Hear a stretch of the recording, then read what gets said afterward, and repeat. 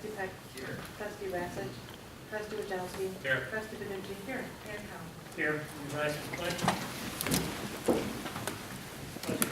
Allegiance to the flag of the United States of America and to the republic for which it stands, one nation, under God, indivisible, with liberty and justice for all.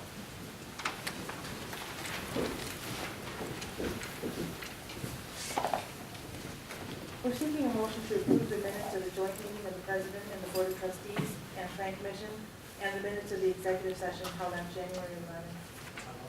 Second. Motion's been made and seconded. All in favor? Aye. All opposed? Thank you. That motion carries. Presidential comments? Have none this evening. Trustees' comments? I have a couple of comments, I guess. It's recently come to my attention, at least, I guess, that there's a traffic issue in the morning over on 248th Avenue, just north of 127th Street or Plainfield North. My understanding is, I think that there's been a number of warnings, I guess, for people driving around, vehicles pulling into the parking lot, crossing into the center lane. And I think the chief of the department's been good about kind of issuing warnings to people, but it seems to be like maybe that period is ending now. So I guess I just wanted to kind of notify, let people understand, and maybe get confirmation from the police department that they're going to start enforcing that better. There's no, talking with the chief, I don't think there's any good alternatives, short-term alternatives to solving the issues. So unfortunately, they're going to have to start enforcing the laws. And so I guess what I would ask is, maybe you can make a mention of it, if you're taking that route, you might want to consider alternative routes because it's not going to get any better anytime soon. Because unfortunately now, if you're stuck, and you try to go around, you might get taken. Is that correct? Yes, that's absolutely correct. Talking to the chief and along with Sergeant Eric Munson, he's well aware of the issue. He's got a couple of his traffic officers concentrating on that particular area and upping the enforcement for that in which can be cited. As Trustee O'Rourke mentioned, by all means, we would just ask the residents that normally travel that route to consider alternative routes to allow for the ease in and ease out of those students, families dropping off, picking up their students there at the high school. Thank you. And the other comment I just wanted to make, I didn't know if everybody's aware of it, again, I believe the state, from a license plate renewal perspective, has stopped sending reminders. And I know a couple of people that I'm aware of didn't understand that, didn't realize that their plates had been expired. So anybody in the audience or people listening might want to go out and check their vehicles and make sure that their plates have not expired. Or if they are going to expire, you're not going to get a reminder notice in the mail. So you need to go on the state's website and renew it through the internet. Is that correct as well? Yes, I do believe that the state of Illinois also set up an email alert system in which you can actually register your email to get the alerts via email.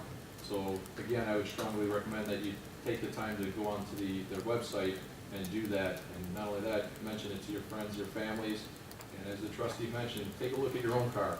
Because shockingly enough, there's several out there, and unbeknown to several people that the state had stopped that service. Are there any other trustee comments? Now, this will be the time for public comments. There are no public comments, so we'll proceed with the workshop meeting. First item on the agenda is Plainfield Library District proposed expansion. Thank you very much. Tonight we have some members of the Plainfield Township Public Library Board of Directors and staff. Is the township name still in there? Nope. Okay. I was getting a Consolidated. I thought, oh gosh, there might be townships over there. To speak to the upcoming proposed tax levy question and library expansion project. As you know, we normally don't wade into the waters of other taxing jurisdictions to let them instead speak to the community directly. However, we invited in the library folks today, mostly because, well, we're the only group that has this broadcast over cable access television and we have our YouTube channel. We thought it was a good community service to provide to the residents. So with that, I'll turn it over to Carl and Julie.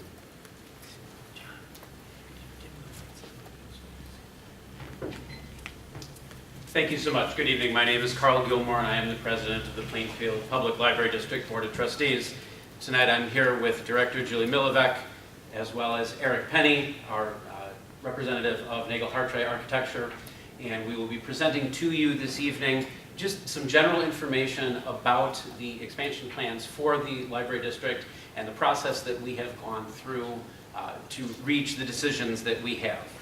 Before I start that, I do want to remind everyone of a couple of things, namely the mission of the library, which is to educate, captivate, and connect, as well as our mission, our vision statement in service of that mission, which is that the Plainfield Public Library District provides excellent library services to satisfy the educational, informational, entertainment, and inspirational needs of community residents throughout their lives. The library is a community center where residents connect with resources, with each other, and with their community identity.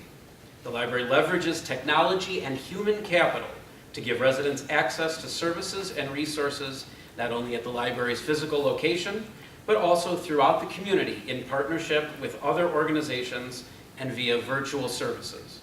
The library is a vibrant and visible presence in the community, making residents aware of 21st century library services and our library's unique character.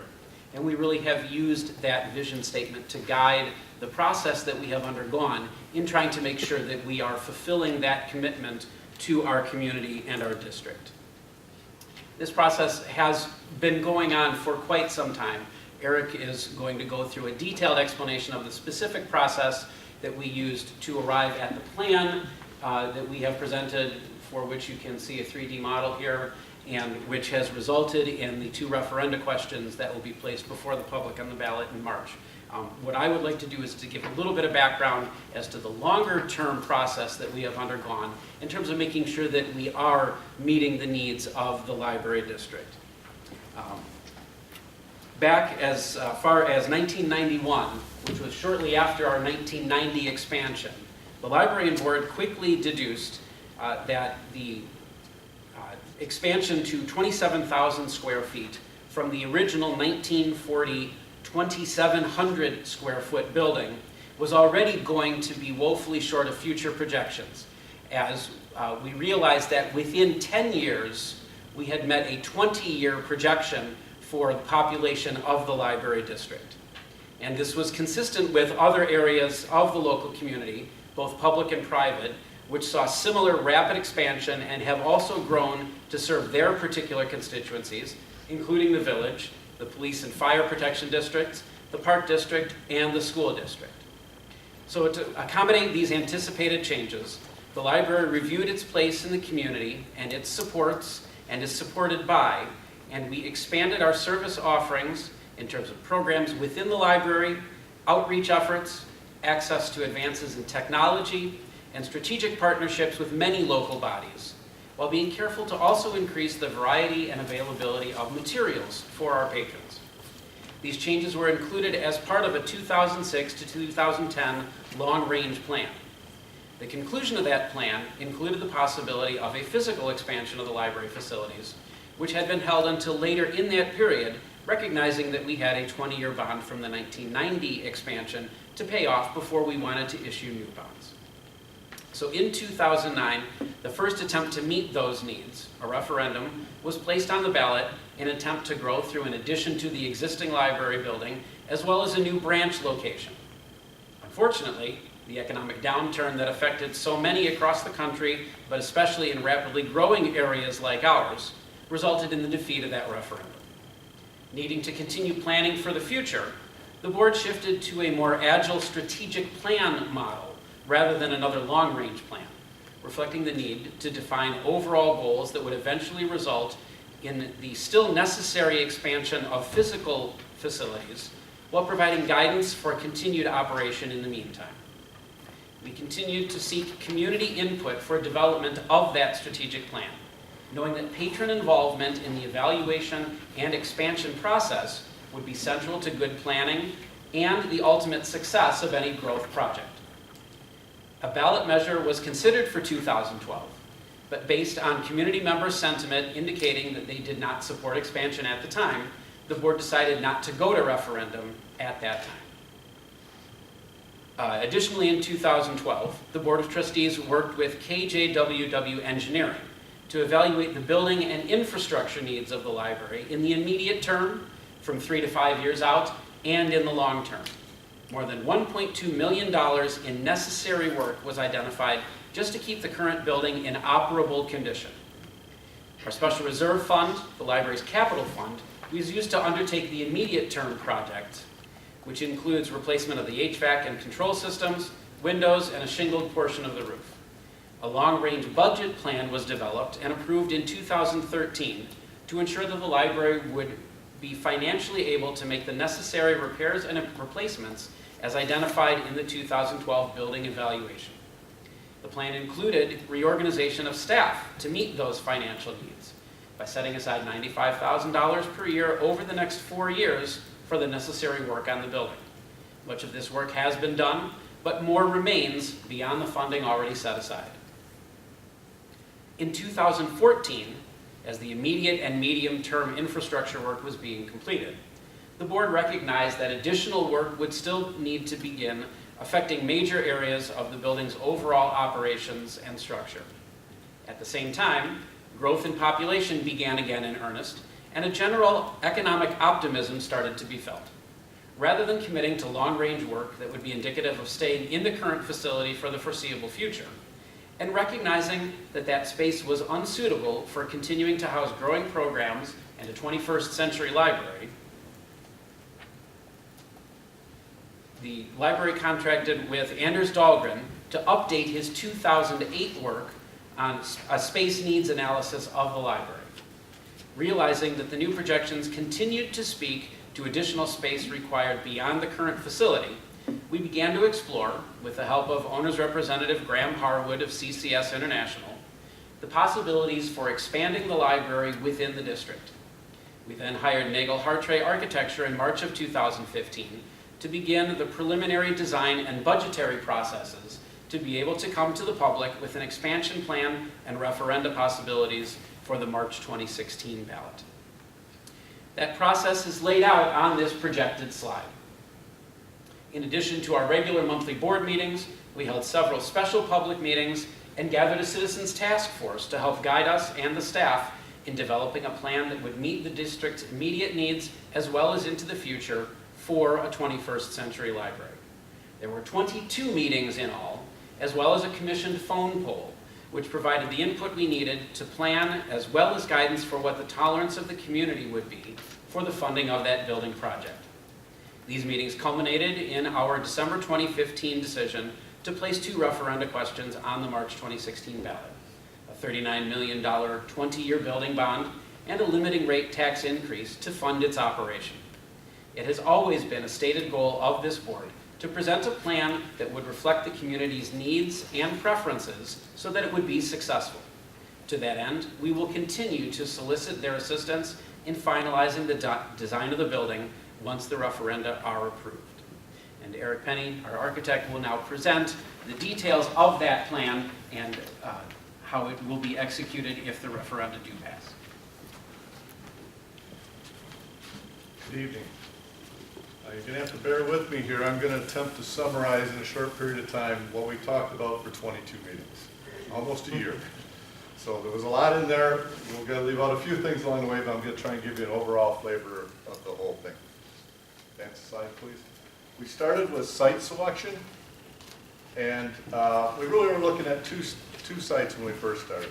The existing library site and the site located out on Van Dyke Road, which is where the metro station, long-time planned metro station that isn't going forward, was planned to be located. As part of studying those sites, we did some physical test fits to see what we could fit on the sites with the program that was developed at the time, based on a 90,000 square feet and the amount of parking we would need to go along with that. We met with the public committee, open public meeting, and the task force, both separately about this. And we went through all this and had a wide-ranging discussion. Really, there was a great deal of consensus that the existing library site was the ideal site for the library. That it's socially and emotionally the heart of the community. It supports the traffic to it, supports the business district. The business district also supports it. And it's in a central, unbiased location in the village. The Greenfield site was just seen as too remote, with too many neighboring uses that weren't really beneficial to the library, including the train, the light industrial sites, and a lack of general pedestrian access. So when we took a vote, we'd like to say unanimous, I hate to say that, but no one voted for the Greenfield site. We got continual feedback that the existing library site was the route to go. Looking at the existing site, we looked at it 5 ways to start with. The first way on the far right is a renovation. And that's expanding the existing library. And that's what we did is we looked at expanding it due north, extending the bays of the library. It makes the most sense because of the way the bays are laid out to continue the collection in that direction. And then we also looked at 4 schemes for new construction on the site. And those schemes were based around the idea that we had to keep the existing library functioning while we went through construction. So they're located on the portions of the site where the library isn't. One of the real limitations of the site is the library is really stuck up into the southwest corner of the site, very close to the lot line, very close to the church next door. It really limits your options for expansion. Another limiting factor in the development of the site is water reclamation requirements. No longer can we just do what we want on sites, we have to store the rainwater that comes down on them. And what we're intending in all these schemes is to store that underneath the parking lot. It's kind of a gravel retention basin that holds water from heavy rainstorms until it can go more slowly into the stormwater system. And we use a civil engineer to kind of roughly size that. And pretty much all the parking area is going to be storm retention or other utilities. Looking at the addition, there's a real couple planning limitations there that come on. When we put the building, expand the building further north to fit a 90,000 square foot program, it really filled up the whole frontage of Illinois Street. It's going to be a long building along there, and essentially in some ways it creates a wall between the parking and the downtown. And one of the things we've come to appreciate, the more we've been out here, the longer we've worked on the project, is how much that parking is shared with the downtown. I've never been out here where I didn't see someone who was going to dinner as well as going to the library using that parking. And one of our big concerns about that particular scheme is that this parking, right now for most libraries, you walk a long ways to get to the front door. That's usually a complaint. You do the same to get to downtown. If we add it on that side, it's an even longer walk, and I think one we wouldn't expect people to make. We'd expect a lot of people to come down the alley between, severe angle here, between the church and the older building next to it, and that alley would become a quasi-public thoroughfare for pedestrians. We don't think that's a great idea. The other thing is we looked at that renovation site, we just cannot get 90,000 square feet of building on the site and adequate parking. You're going to have less parking than you have now with a bigger building on the site. Looking at the new construction, we looked at it several ways, with a building along 59, a building that tries to take more of an L shape along 59, and a building across the north, and a kind of a variation of those in between. And one of the things we quickly realized is that, again, with a 90,000 square foot building, we were going to have to park underneath it to get the parking counts we needed. That requires a ramp that gets down in underneath the building, requires different access to the site. It kind of complicates the site matters, but we just didn't have enough site left to get the counts up. As we were developing and discussing these schemes with the public and the task force, again, you end up with a building when we situate along 59, where the entrance should really face the parking lot. And you kind of have the back of the building. The entrance is kind of hidden from Route 59. One of the things we thought we should really improve upon this time around is to have the entrance more visible for more areas of the site, especially with the larger library. The that kind of affected these two center schemes. It also kind of really limits the access and the visibility from Route 59. It's the major road through there. You really end up with just driveways at each end and very little room for landscaping left on the site. So we started looking at the two options that stretch the building across the north end of the site. We quickly realized, and I think the public meeting really emphasized this, how nice it was to have the library face downtown, be able to have a full vision of the front from 59 and from Illinois Street. It was kind of something that wasn't necessarily intentional at the first, but really became a benefit to the whole scheme. As we went through again, we took a vote from everyone, and it was pretty much unanimous again that concepts 2 and 5 were the preferred schemes. They provided easy vehicular access from 59 and Illinois Street. They face downtown.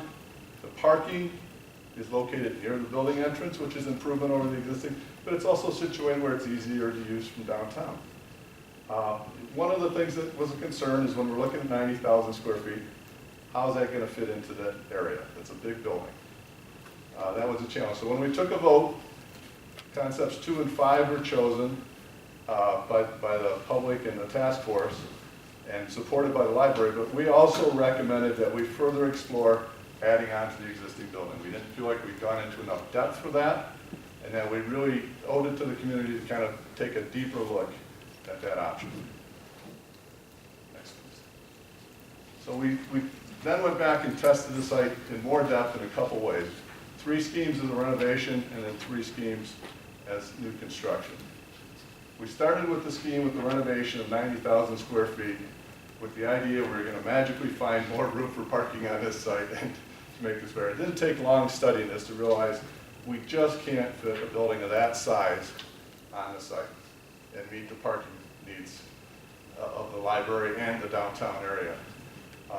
You really end up with a big building that gives you very poor access to Illinois Street. We needed to find a way to get two-way traffic across. Drop up and pick up of a book return systems and things needs to happen on the driver's side of the car, works best off of one lane, one direction roads. So there's some real challenges that were in there. The other thing, as we discussed this with the library, is right now you've got a building that's half into the ground. And it's really not a good idea to put an addition on there that's offset from the existing building, because libraries are generally staffed per floor. If you offset it from the existing building, you end up with 5 floor plates that you're staffing instead of 3 floor plates that you're staffing. That doesn't break very well down in the way typically libraries are organized, and it creates an operational complication. It's not as flexible. It's also not as cost-effective to operate that way. So we decided to take a step back further and look harder at the program size and the existing building as to what else we could do to that. Looking at the existing building, as we dug into it deeper, there's some inherent issues with the building. I think one of them, it was built in 1989, just happened to be not the best time to build new buildings because it was right before the American Disabilities Act came out with accessibility issues coming to the forefront, right before major changes in life safety codes, and also right before technology began to be implemented in public buildings. You know, the internet was a rumor kind of at this point in time. If you put 2 computers in, it was considered very progressive. And now, you know, 2 computers doesn't serve anybody at the library. And those kind of limitations kind of have a long-term effect on the operation of the library. There are also some other inherent issues with it. There was a lot of effort made to fit it around that existing original library, but half that original library was underground. So half of this building is underground. The only portion, this is the lower plan here, that gets good daylight is right in the center, and that was achieved by pulling the earth back away from the building at that point. Well, if you try and do that for a larger area, you're going to start sacrificing site area and parking and so forth. You're going to end up with kind of a moat along the face of that building to really get light usable space. Libraries are different now than they were in 1989. We don't just expect people to come in and check out a book. We expect them to spend hours there. Daylight is something that's become essential towards that kind of functioning of the library.